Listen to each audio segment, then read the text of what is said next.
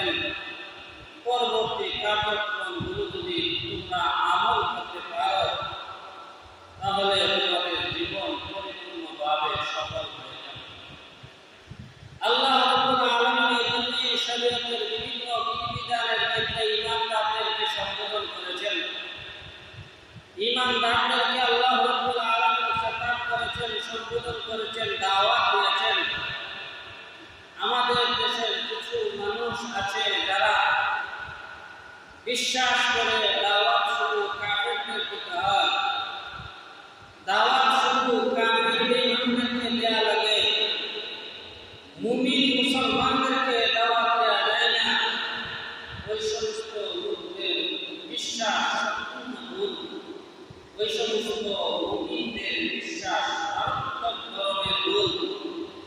কাফের মুশরিকদের নিকট যাওয়া হয় ঈমানের দাওয়াত নিয়ে, মূল ঈমানের দাওয়াত নিয়ে যাওয়া হয় কাফের মুশরিকদের নিকট, কিন্তু মুমিনদের নিকট দাওয়াত দিয়ে যাওয়া হয় ঈমানকে নবায়ন করার জন্য। মুমিনদের নিকট যাওয়া হয় ঈমানকে মজবুত করার জন্য। মুমিনদেরকে ঈমানের দাওয়াত দেওয়া হয় ঈমানের নূর বৃদ্ধি করার জন্য। এই জন্যই আল্লাহ রাসূল সাল্লাল্লাহু আলাইহি ওয়াসাল্লাম পরিষ্কারভাবে বলেছেন, জাদ্দিদু ঈমানাকুম, জাদ্দিদু ঈমানাকুম তুফলিহু। ঈমান আনা তোমরা ঈমানকে নবায়ন করো, তোমরা সফল হয়ে যাবে। রাসূলুল্লাহ সাল্লাল্লাহু আলাইহি ওয়াসাল্লাম এখানে ঈমানকে নবায়ন করার কথা বলেছেন। কাদেরকে ঈমান নবায়ন করার কথা বলেছেন? ঈমানদারদেরকে আল্লাহ রাসূল সাল্লাল্লাহু আলাইহি ওয়াসাল্লাম ঈমান নবায়ন করার কথা বলেছেন। মুহাদ্দিসিনে কেরাম বলেন, এখানে ঈমান নবায়ন করার অর্থ হলো দুর্বল ঈমানকে মজবুত করা। আমার ঈমান যদি এমন হয় যে ঈমান আমাকে নামাজ পড়ার জন্য উৎসাহিত করে না, যে ঈমান আমাকে নামাজ পড়ার জন্য আকর্ষণ দেয় না, যে ঈমান আমাকে রোজা রাখার জন্য উৎসাহিত করে না, যে ঈমান আমাকে গুনার কাজ থেকে বিরত রাখতে পারে না, সেই ঈমান হলো দুর্বল ঈমান। সেই ঈমানকে মজবুত করা, সেই ঈমানের নূরকে বৃদ্ধি করা, সেই ঈমানের শক্তিকে বৃদ্ধি করার জন্যই আল্লাহ রাসূল সাল্লাল্লাহু আলাইহি ওয়াসাল্লাম পরিষ্কারভাবে বলেন, জাদ্দিদু ঈমানাকুম, তোমরা তোমাদের ঈমানকে নবায়ন করো। যদি ঈমানকে নবায়ন করতে পারো তাহলেই তোমরা সফল কাজ করবে। এই জন্য আমরা যদি আমাদের জীবনকে সফল করতে চাই, আমরা যদি আমাদের দুনিয়া এবং আখিরাতকে সফল করতে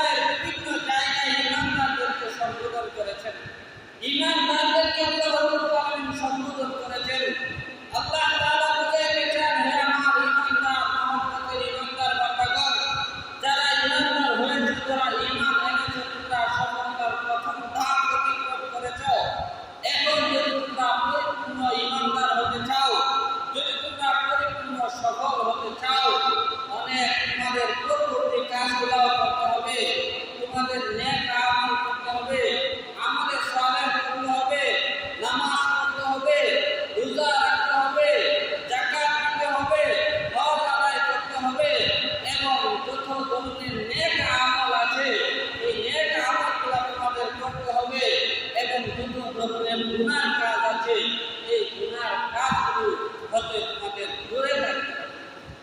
এই জন্য আল্লাহ তাআলা বলেন, হে ইমানদারদের দল, ইয়া আইয়ুহাল্লাযীনা আমানু, হে ইমানদারদের দল, ইত্তাকুল্লাহ হাক্কা তুকাতিহ।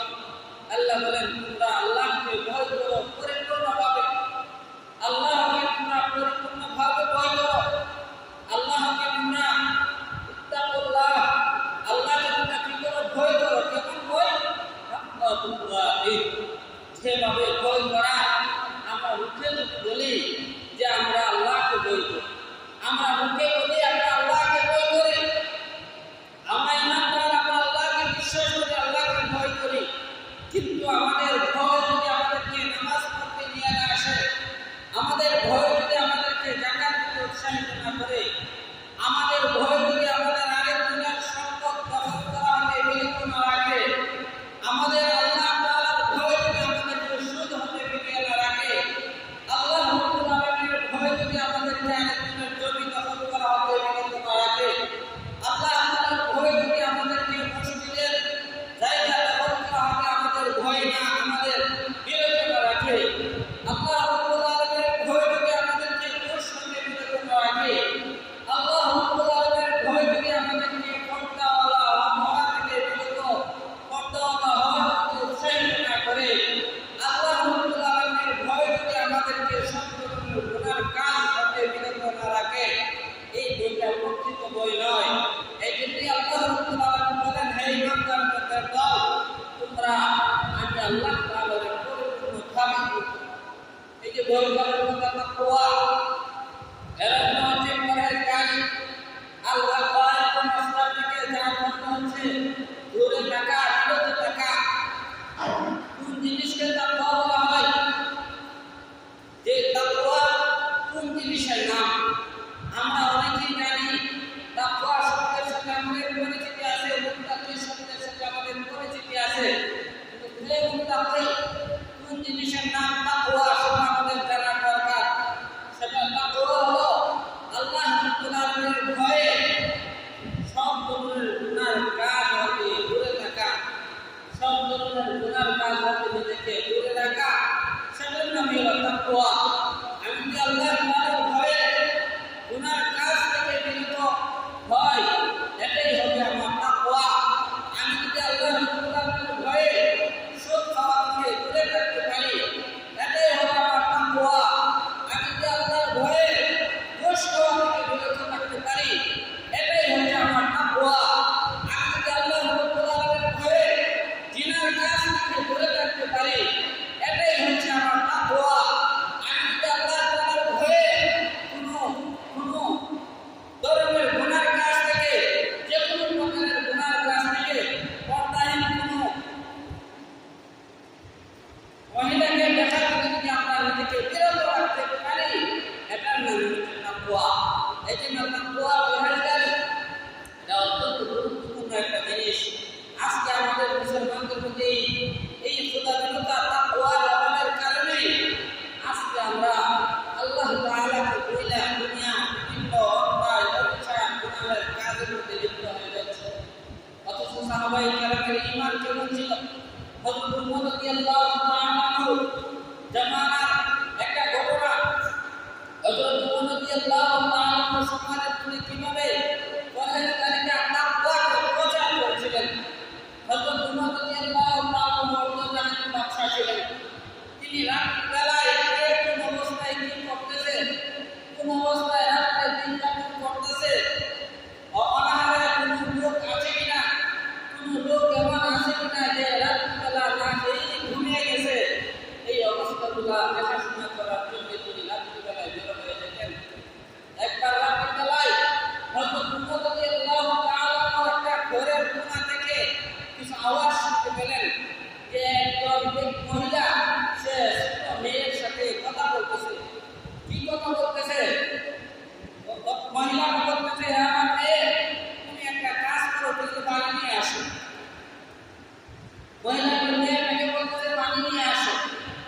সে পানি নিয়ে আসলে পানি দিয়ে কি করবে আমার মা? তখন ওই মহিলা বলল, আজকে আমাদের ছাগলের দুধ কম দিয়েছে, এই জন্য আজকে দুধের সাথে পানি মিশিয়ে, যাতে করে আমরা আগামীকাল দুধটা বিক্রি করতে পারি, যাতে আমরা ওই দুধ বেশি দুধ দেখাই আমরা বিক্রি করতে পারি, এতে আমাদের আগামী দিনটা সুন্দরভাবে কাটবে। ওই মেয়েটা তখন ডাক দিয়ে বলবে,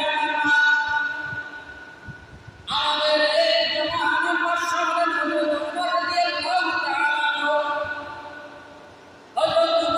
তাআলা আনহু হলেন আমিরুল মুসলিমিন। হযরত উমরের বিষয়ে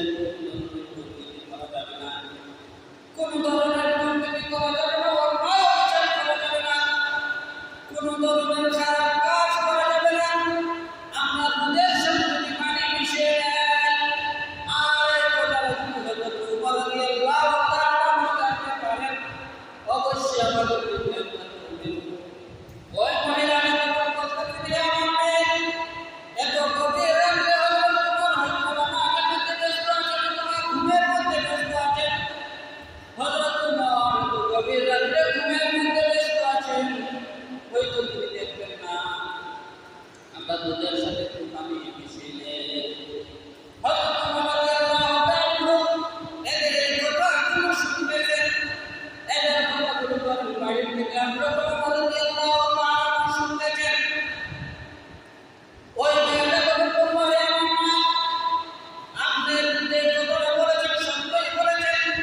হযরত উমর রাদিয়াল্লাহু তাআলা হয়তো এই গভীর রাতে আমাদের কথাগুলো শুনবে না, আমাদের এই কাজগুলো হয়তো হযরত উমর দেখবে না।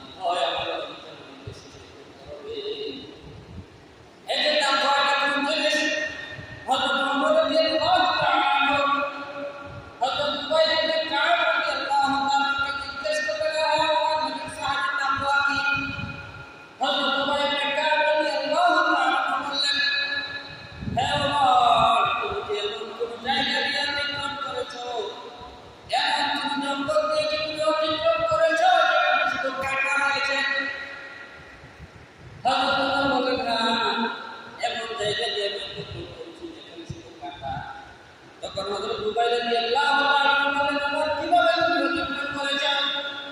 হযরত ওমর বললেন আমি এই জায়গা থেকে সতর্ক হয়ে অতিক্রম করেছি, কাঁটাগুলো সরিয়ে সরিয়ে রাস্তা দিয়ে অতিক্রম করেছি যাতে করে আমার শরীরের মধ্যে একটা কাঁটাও না লাগে, আমার কাপড়ের মধ্যে যদি একটা কাঁটাও না লাগে। হযরত জুবাইরের রাগ রাদিয়াল্লাহু তাআলা আমার আগে নামে তাকওয়া এই দুনিয়ার মধ্যে চলার ক্ষেত্রে বিভিন্ন ধরনের হারামের কাঁটা তোমার সামনে আসবে, বিভিন্ন ধরনের হারামের কাঁটা তোমার কাছে আসবে।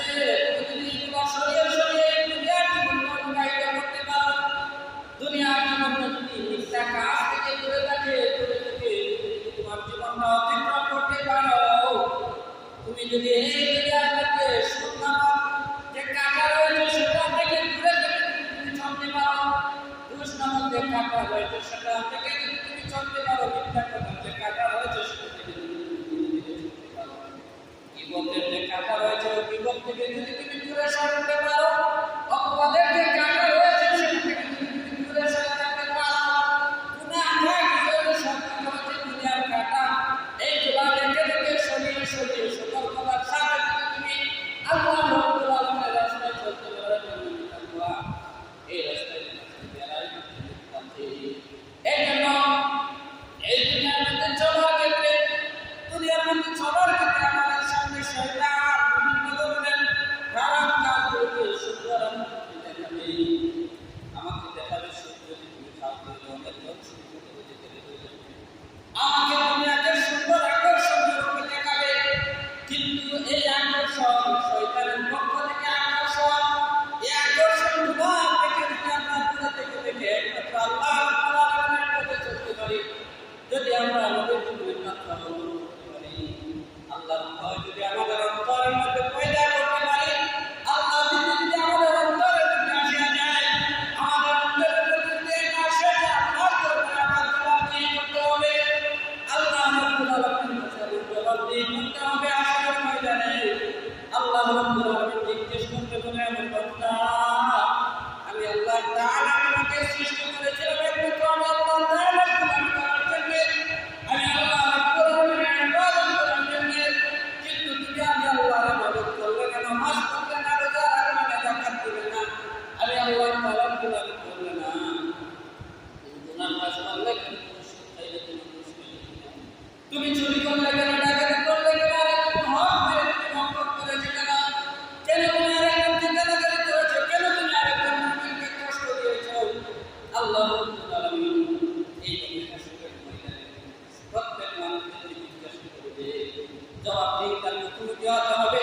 সবার সাথে বাড়াবাড়ি করতে পারলেও দুনিয়ার জন্য আমরা বাড়াবাড়ি করে মিথ্যাবাদী করে ধোঁকাবাজি করে যদি পার পেয়ে যাই, যদি আমরা সফলতা অর্জন করে থাকি, আমরা সালাত মনে করি যে আজকে একটা সালাত করেছি সফল হয়ে গেছি, ধোঁকাবাজি করে মিথ্যা কথা বলে সালাত করেছি সফল হয়ে গেছি, আরেকজন মাজলুম ব্যক্তিকে মাজলুম করেছি, আমি জালেম হয়ে গেছি সফল হয়ে গেছি, নিজেকে বড় বুদ্ধিমান মনে হচ্ছে, কিন্তু কিয়ামতের ময়দানে আল্লাহ রাব্বুল আলামিনের সামনে আল্লাহ রাব্বুল আলামিনের সামনে মিথ্যা বলার সুযোগ নাই, আল্লাহ রাব্বুল আলামিনের সামনে ধোঁকাবাজি করে পার পাওয়া যাবে না, আল্লাহ রাব্বুল আলামিনের ভিতরে মিথ্যা বলে কোনো ধরনের পথ পাওয়া যাবে না, পার পাওয়া যাবে না।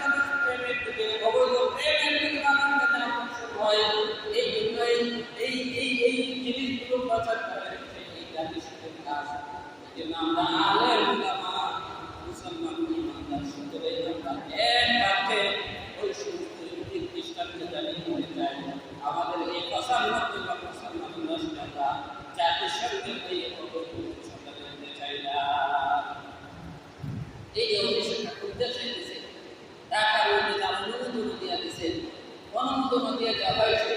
এদের মূল উদ্দেশ্য হলো ইসলাম থেকে মানুষকে দূরে সরানো। এদের মূল উদ্দেশ্য হচ্ছে আল্লাহ রাব্বুল আলামিন থেকে মানুষকে দূরে সরানো। এদের মূল উদ্দেশ্য হচ্ছে সাইয়্যিদুল মুরসালিন রাহমাতুল আলামিন হযরত মুহাম্মদুর রাসূলুল্লাহ সাল্লাল্লাহু আলাইহি ওয়াসাল্লামের তরিকা থেকে মানুষকে দূরে সরানো। এইগুলাই হচ্ছে এদের মূল উদ্দেশ্য। জিনা ব্যভিচারের প্রসার ঘটানো, অবৈধ প্রেমের প্রসার ঘটানো, জিনা ব্যভিচার সমকামিতার প্রসার ঘটানো, এই সমস্ত জিনিসের প্রসার করা, বৈধতা দেওয়া, পরকীয়ার বৈধতা দেওয়া হচ্ছে এদের উদ্দেশ্য। কিন্তু আমরা মুসলমানরা মনে করি এই কাজগুলো হচ্ছে অনৈতিক, এই কাজগুলো অমানবিক এবং এই কাজগুলো হচ্ছে লজ্জাজনক, যার সাথে কোনো মুসলমানকে করার কথা কোনো বিবেক সম্পন্ন কোনো ব্যক্তির জন্য এটা আকলযুক্ত হতে পারে না, যুক্তিসঙ্গত হতে পারে না। এই জন্য আমাদের কর্মীদের কাজগুলো থেকে আমাদের দূরে থাকতে হবে। আমরা ইমানদার, আল্লাহ তাআলা বলেন ওয়ালা তাকুনা ইল্লা ওয়া আনতুম মুসলিমুন। আল্লাহ রাব্বুল আলামিন বলেন যে তোমরা পরিপূর্ণ মুসলিম না হইয়া মৃত্যুবরণ করিবে। এই যে দ্বিতীয় বাক্যের মধ্যে আল্লাহ তাআলা বলতেছেন হে ইমানদার দল, তোমরা আল্লাহকে ভয় করো এবং মুসলমান না হইয়া মৃত্যুবরণ করো। আমরা তো মনে করি আমরা মুসলমান, আমরা নিজেকে বড় মুসলমান মনে করি, কারণ আমরা কোরবানি ঈদের সময় পশু খাই, এই জন্য আমরা মুসলমান। কিন্তু না, ঈমান এবং ইসলাম মধ্যে পার্থক্য আছে। ঈমান হইল আল্লাহ রাব্বুল আলামিন যা দিয়েছেন সব কিছুকে বিশ্বাস করা। কেউ যদি কোনো একটা হুকুম যদি অস্বীকার করে ঈমান থেকে বের হয়ে যায়। আর মুসলমান কাকে? মুসলমান হলো ওই ব্যক্তি যে ব্যক্তি ঈমান আনার পরে যে সকল বিধিবিধান আছে এইগুলা পরিপূর্ণভাবে আদায় করে। এই জন্য আমি যদি আল্লাহর সমস্ত বিধিবিধানকে স্বীকার করি কিন্তু নামাজ পড়ি না, আমি পরিপূর্ণ মুসলমান না।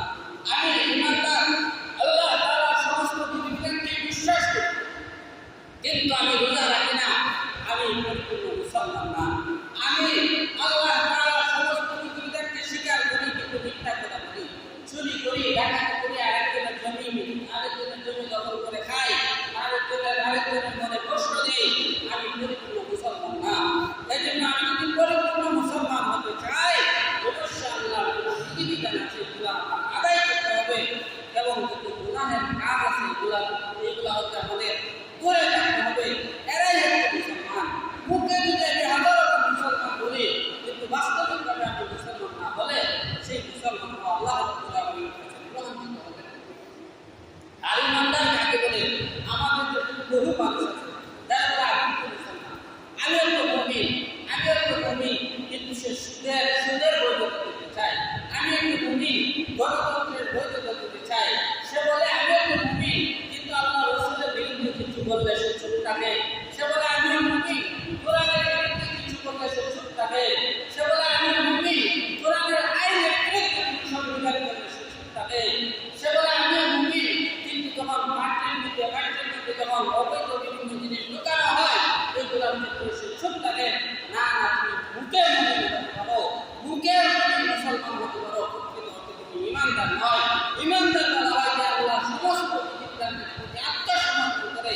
আল্লাহ তাআলার বিধিবিধান আছে সবগুলোর প্রতি আমি আত্মসমর্পণ করলাম, সব কিছু আমি অনুসরণ করলাম। একটা মানলাম আরেকটা মানলাম, আমি ঈমানদার। একটা মানলাম আরেকটা মানলাম, আমি ঈমানদার না। মুসলমান তো পরে ঈমানদার হওয়ার পরে মানুষ হবে রোজা রাখবেন, সব ধরনের গুনার কাজ থেকে আপনি দূরে থাকবেন, মুসলমান হবে। কিন্তু ঈমানদারে আমরা হবে না। ঈমানদার হওয়া হলো আল্লাহ তাআলার সমস্ত বিধিবিধান মানতে হবে। হযরত আশরাফ আলী থানভী রাহমাতুল্লাহি আলাইহি একটা ঘটনা লিখেছেন যে এক ব্যক্তি শরীয়তের সমস্ত বিধিবিধান আদায় করত। একজন আলেম, সে নামাজ পড়তো, রোজা রাখতো, বিধিবিধান আদায় করতো, কিন্তু সে একটা ইসলামের বিধান অস্বীকার করত। সে বলতো যে ইসলামের সব বিধানে আমি যুক্তিসঙ্গত মনে করি, কিন্তু ফরজ গোসল একটা জিনিস আছে, এটা তিনি অস্বীকার করতেন। তিনি বলতেন যে আমার যুক্তিসঙ্গত কোনো বিষয় না, এটা আমি ইসলামের এই বিধানটা আমি যুক্তিসঙ্গত মনে করি। সে এরকম মনে করত। এই জন্য ওই আলেম, সে আলেম ছিল, সাধারণ মুসলমান, সে আলেম ছিল, কিন্তু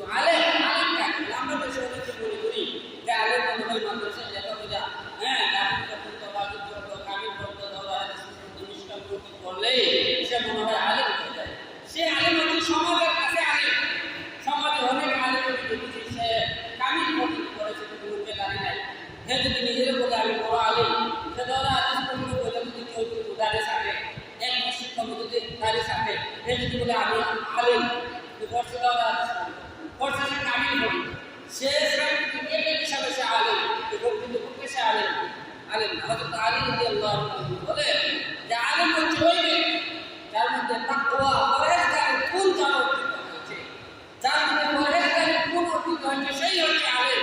এই জন্য আপনি দারুল হাদিস পাস না কামিল পাস সেটা দেখার বিষয় না, সেটা আলেম না। বহুত মানুষ আমি দেখেছি যারা কামিল পর্যন্ত করছে করার পরে দেখা যায় নামাজের দিকে তাদের খবর নাই, রোজার দিকে খবর নাই, দাঁড়ের দিকে খবর নাই, ইসলামিক বিধিবিধানের দিকে খবর নাই, পর্দার দিকে খবর নাই, অনলাইনের দিকে ব্যক্তিগত দিকে মহিলা সহ ছবিতে এই ধরনের আলেম যারা আলেম নামের কলঙ্ক এরা আলেমদেরকে নষ্ট করে আলেম সমাজকে নষ্ট করে আলেম সমাজকে কলঙ্কিত করে। এই জন্য আমাদের মধ্যে তাকওয়ার গুণ থাকা লাগবে, খুদাবিরুতার গুণ থাকা লাগবে, পরহেজগারের গুণ হওয়া লাগবে। এই ঘটনাটা বলতেছিলাম ওই আলেম মৃত্যুবরণ করার অনেক বছর পর কোনো এক প্রয়োজনে ওই আলেমের খবর খনন করা হয়েছে। তো দেখা যাচ্ছিল খনন করার পরে দেখা গিয়েছিল সেখানে আলেমের খবর নাই, আলেম নাই বা আলেমের লাশ নাই। যখন যখন খোলা হলো কবর সেই সময় দেখা গেল সেই কবরের মধ্যে একটা মহিলা হইচই করে গেল, মক্কা মুকাররমায় হইচই করে গেল হজের মৌসুম যেখানে আলেমের লাশ দাফন করা হয়েছিল। এই মহিলা কোথায় থেকে আসলো? মহিলার কোনো খোঁজ খবর পাওয়া যেতেছে না, মহিলার কেউ ছিল না। তখন সংবাদ প্রচার হয়ে গেল, সবাই দেখতে আসলো এই মহিলাকে লাশ দাফন করে হইল আলেমের, কিন্তু পাওয়া যেতেছে একজন মহিলার লাশ। তখন হঠাৎ করে একটি এসে দেখলো, সে এসে বললো এই মহিলাকে আমি চিনি। সে বললো মহিলাকে আমি চিনি।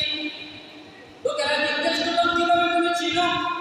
সে বললো সে হচ্ছে অমুক দেশের অমুক পুত্রের মহিলা। ওই মহিলার বাড়িতে আমি কাজ করতাম, ওই মহিলার ঘরে আমি কাজ করতাম। মহিলার পরিবার ছিল খ্রিস্টান, কিন্তু আমি ছিলাম মুসলমান।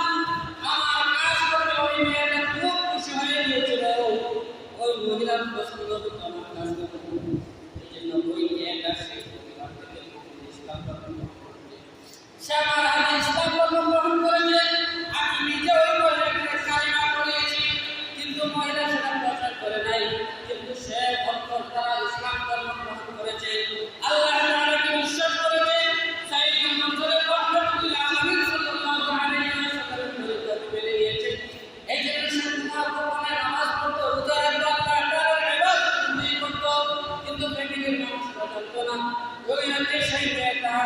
যখন মহিলার পরিচয় জানা গেল, ওই মহিলার বাড়ি থেকে জিজ্ঞাসা করে তোমাদের মেয়ের লাশ দেখা যায় আমাদের এলাকার কবরে, তোমাদের মেয়ের কবর কোথায়? এরা দেখে দিল হয়তো আমাদের মেয়ের কবর। মেয়ের কাছে তারা দেখালো আমরা ওই মেয়ের বলে খবর খবর করে দেখো মেয়েটার লোক কিনা। খবর করা হয় না, দেখা গেল যে না মেয়েটা নাই, বরং সেখানে ওই আলেমের লাশ, সেখানে ওই আলেমের লাশ। জিজ্ঞেস করা হলো এই আলেমের লাশ কেন আলেমের লাশ কেন এই খ্রিস্টান মেয়ের কবরে, আলেমের কবরে কেন ওই খ্রিস্টান মেয়ের লাশ? আলেম পরামর্শের মধ্যে বসলেন, আলেম পরামর্শের মধ্যে বসলেন। এত দূরের পথ আল্লাহ রাব্বুল আলামিন কুদরতিভাবে ওই আলেমের মুসলমানদের কবরে নিয়ে আসলেন ওই খ্রিস্টান মেয়ের লাশ। কারণ মুসলমানদের কবর পুরোটাই জান্নাতের বাগান, সবাই জান্নাতে আছে, সেখানে জাহান্নামী লোক হতে পারে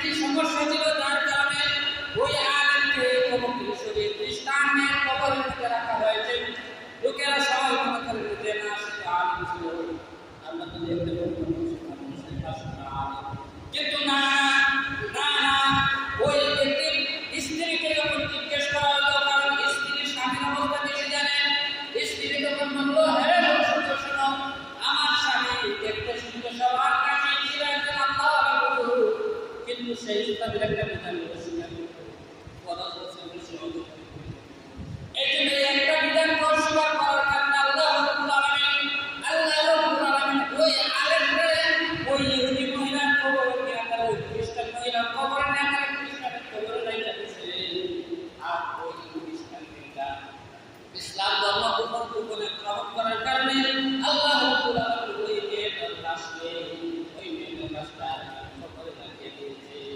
এই ঘটনাটা হযরত আয়েশা রাদিয়াল্লাহু রাহমাতুল্লাহি আলাইহি যেমন নারায়ে কিতাবের মধ্যে লিখেছেন, আয়েশা রাদিয়াল্লাহু রাহমাতুল্লাহি আলাইহি তিনিও ওনার কিতাবের মধ্যে এই ঘটনা লিখেছেন। এর মাধ্যমে আমরা শিক্ষা পাই, আমরা নামে মুসলমান দাবি করলে হবে না, নামে মুমিন দাবি করলে হবে না। শরীয়তের একটা বিধান মানলাম, আরেকটা বিধান মানলাম না। শরীয়তের একটা বিধান অনুসরণ করলাম, আরেকটা বিধান অনুসরণ করলাম না। জানি আমাকে আপনি করে দিলেন না, আপনি দিলেন না। এই জন্য আমরা শুধু নামে মুসলমান হবো না, কাজের করলে আদর্শ মুসলমান হবো। আমরা কাজের করলে আদর্শ মুসলমান হবে। আমার অন্তরকে দেখে আসতে হবে আমি মুসলমান। আল্লাহ রাব্বুল আলামিন মহান নিয়ামত আমি ইমানের নিয়ামত লাভ করেছি। যারা ইমান আনার সুযোগ হয় নাই, যারা ইসলাম গ্রহণ করার সুযোগ হয় নাই, আল্লাহ রাব্বুল আলামিন এর জন্য কবুল করেছেন এবং ইমান দান করিয়েছেন। আমাকে আল্লাহ রাব্বুল আলামিন মুসলমান বানিয়েছেন। আল্লাহ তাআলা মহান বড় নিয়ামত, এই নিয়ামতের সুযোগ দিতে পারেন। তাহলে আমরা শুধু নামে মুসলমান নয়, কাজের দ্বারা আমরা মুসলমান হতে হবে। এই জন্য আমাদের অন্তরে তাকওয়া পরহেজগারিতা দেখো, সেই গুণটা সবার উপরে থাকবে। এই একটা দুনিয়া, এই তাকওয়া মুসলমানের উপরে আসলে ব্যক্তি বিধর্মী কাউকে সমর্থন করতে পারে না, বিধর্মী কোনো রাষ্ট্রকে সমর্থন করতে পারে না, বিধর্মী কোনো রাজাকে সমর্থন করতে পারে না, বিধর্মী কোনো আইনকে সে সমর্থন করতে পারে না, বিধর্মী কোনো নায়ক নায়িকা, বিধর্মী কোনো খেলোয়াড়কে সে সমর্থন করতে পারে না। ওই ব্যক্তির অন্তরে যদি তাকওয়া থাকে, কারণ আমরা মনে করি আমাদের আদর্শ একমাত্র নবী মুহাম্মদ রাসূলুল্লাহ সাল্লাল্লাহু আলাইহি ওয়াসাল্লাম। আমরা ইমানদার হিসেবে আমরা এটা বিশ্বাস করি, কোনো মুসলমান এই কথা বলতে পারবে না যে আল্লাহ রাসূলের আদর্শের চাইতে সুন্দর কোনো আদর্শ কারো মধ্যে আছে। এই কথা কেউ বলতে পারবে যে আল্লাহ রাসূলের আদর্শের চাইতে অমুক নায়কের আদর্শ সুন্দর, আল্লাহ রাসূলের আদর্শের চাইতে অমুক খেলোয়াড়ের আদর্শ সুন্দর, আল্লাহ রাসূলের আদর্শের চাইতে অমুক বাদশার আদর্শ সুন্দর? এই কথা কেউ বলতে পারবে না। আমরা মনে প্রাণে বিশ্বাস করি, আমরা ইমানদার হিসেবে, আমরা মুসলিম হিসেবে আমরা বিশ্বাস করি আল্লাহ রাসূল সাল্লাল্লাহু আলাইহি ওয়াসাল্লামের চরিত্র, আল্লাহ রাসূল সাল্লাল্লাহু আলাইহি ওয়াসাল্লামের বডি, আল্লাহ রাসূল সাল্লাল্লাহু আলাইহি ওয়াসাল্লামের আচরণ, রাসূলুল্লাহ সাল্লাল্লাহু আলাইহি ওয়াসাল্লামের হাঁটা চলা, রাসূলুল্লাহ সাল্লাল্লাহু আলাইহি ওয়াসাল্লামের হাসি কান্না, রাসূলুল্লাহ সাল্লাল্লাহু আলাইহি ওয়াসাল্লামের প্রতিটি দিক আমাদের জন্য গৌরবময়, আমাদের জন্য আদর্শ, আমাদের জন্য শ্রেষ্ঠ। এই জন্য আমরা যে কোনো কাজ করার ক্ষেত্রে আমরা বুঝতাম এই ক্ষেত্রে আল্লাহ রাসূলের আদর্শ কি, এই ক্ষেত্রে রাসূলুল্লাহ সাল্লাল্লাহু আলাইহি ওয়াসাল্লামের আদর্শ কি, আমরা যে কোনো জিনিস অনুসরণ করার ক্ষেত্রে বুঝতাম যে আমরা যে কাজটা করতে যাচ্ছি এই ক্ষেত্রে রাসূলুল্লাহ সাল্লাল্লাহু আলাইহি ওয়াসাল্লামের কি ছিল, তরিকা ছিল, ওনার কি আদর্শ ছিল। আজকে আমি বিধর্মী একজন অনুসরণ করে কবরে চলে গেলাম, কবরে যাওয়ার পরে আপনারা জিজ্ঞাসা করবেন মান হাদা রাজুল, কবরের যে সওয়ালগুলো হবে, কবরের যে প্রশ্নগুলো হবে, এইগুলা এরকম হবে না, কোনো নায়ক নায়িকাকে দেখাতে হবে না, যেমন নায়ককে অনুসরণ করছে দেখো নায়ককে ছিলনি, এই ধরনের কোনো প্রশ্ন করা হইবনি না, বরং ওই নায়ক নায়িকারা যারা ভাবে থাকবো। আপনারা কি জিজ্ঞাসা করা হবে? আপনাকে, আমাকে, আমার নবী, আপনার নবী সাইয়্যিদুল মুরসালিন রাহমাতুল আলামিন হযরত মুহাম্মদ রাসূলুল্লাহ সাল্লাল্লাহু আলাইহি ওয়াসাল্লামকে দেখে বলবেন মান হাদা রাজুল, ওই যে লোকটা দেখাতে আল্লাহকে পয়সা দিত, যাকে তোমাদের ভিতরে প্রেরণ করা হয়েছিল, ওনারে তুমি চিনো? যদি সে মুমিন হয়ে থাকে, যদি সে প্রকৃত আশিক রাসূল হয়ে থাকে, যদি সে প্রকৃত মুসলিম হয়ে থাকে, যদি সে রাসূল সাল্লাল্লাহু আলাইহি ওয়াসাল্লামের আদর্শকে নিজের আদর্শে নিজের জীবনের মধ্যে যদি সে এটা প্রতিফলন ঘটাতে পারে, বাস্তবায়ন ঘটায়, সে বলবে আমি তাকে চিনি, তিনি আমার আদর্শ, তিনি আমার অনুকরণীয়, তিনি আমার নবী, তিনি আমার রাসূল। উনি হলেন নবী মুহাম্মদ রাসূলুল্লাহ সাল্লাল্লাহু আলাইহি ওয়াসাল্লাম। তিনি বলবেন আল্লাহ তাআলা প্রত্যেকটা কবরের ব্যক্তির সাথে রাসূলুল্লাহ সাল্লাল্লাহু আলাইহি ওয়াসাল্লামের একটা সম্পর্ক সৃষ্টি করে দেবেন। আল্লাহ তাআলা চাইলে দূরের লোককে নিকটে করার সামর্থ্য আছে। আল্লাহ তাআলা একটা রাস্তা করে দিবেন, সে দেখতে পাবে যেন আল্লাহ রাসূল মদিনায় আসেন, তিনি দেখতে পাবেন যেন আল্লাহ রাসূল ওই ব্যক্তির কবরের নিকটে বসে। এই জন্য আমরা যদি আমাদের জীবনকে সফল করতে চাই, আমরা যদি আমাদের দুনিয়ার জীবনকে সফল করতে